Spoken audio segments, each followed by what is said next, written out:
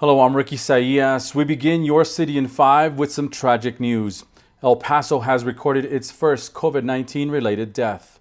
And with a heavy heart, we would like to report the first death in our community due to the COVID-19.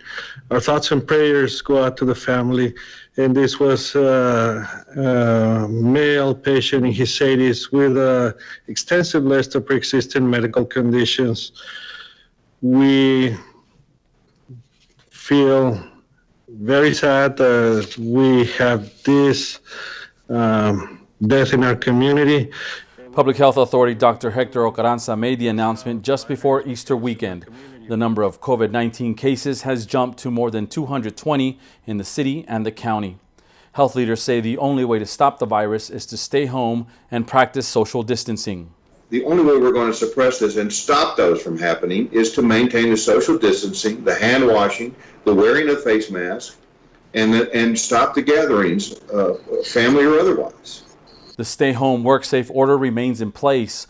Grocery stores and essential businesses are tightening restrictions to promote social distancing, some only allowing a number of customers inside and posting signs advising people to stay 6 feet apart.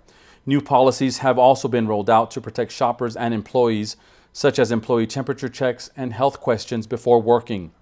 All state parks also closed to the public. Governor Greg Abbott tightening the state order that has shut down Waco Tanks and the Franklin Mountain State Park. All city parks also remain closed even during Easter weekend.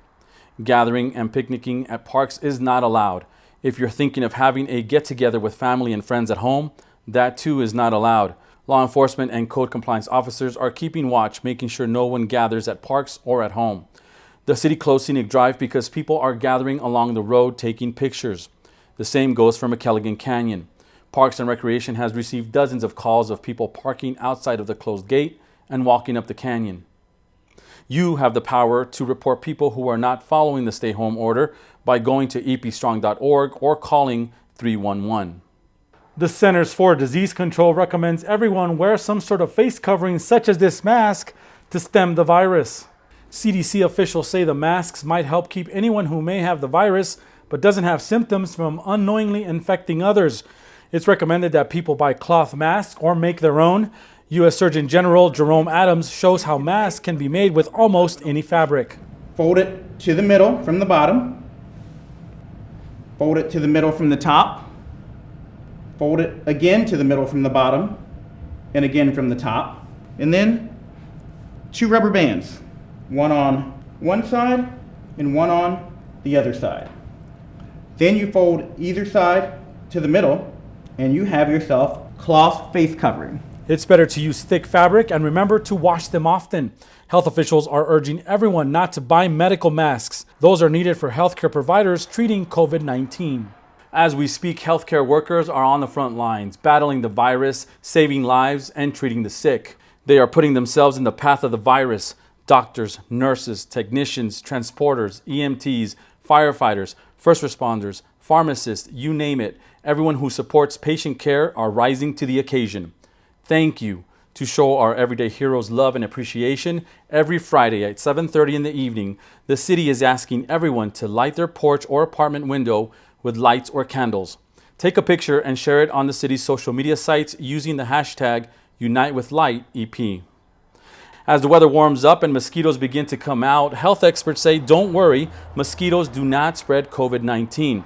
The city's Environmental Services Department says there is no scientific evidence to suggest that mosquitoes can transmit the virus that is mainly passed by respiratory droplets, so primarily coughing and sneezing. You may have heard of a tiger in New York that's recovering after testing positive from COVID-19. It's the first known case of an animal infected with the virus. I talked to Joe Montezano from the El Paso Zoo. He says there are no animal cases of COVID-19 at the zoo, but he does tell me that extra measures are in place to protect the animals as well as zookeepers from the virus.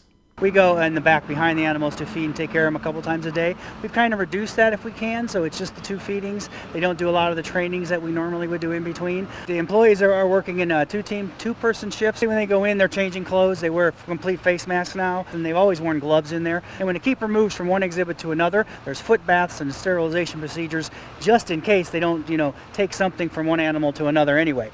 The zoo remains closed until further notice. In the meantime, zookeepers and education staff continue to create short videos, take pictures, and generate educational content for people to enjoy online. The interactive material is shared daily on the zoo's Facebook page. The library also providing online services. Staff continues to create content from home like story time, crafts, and an online book club.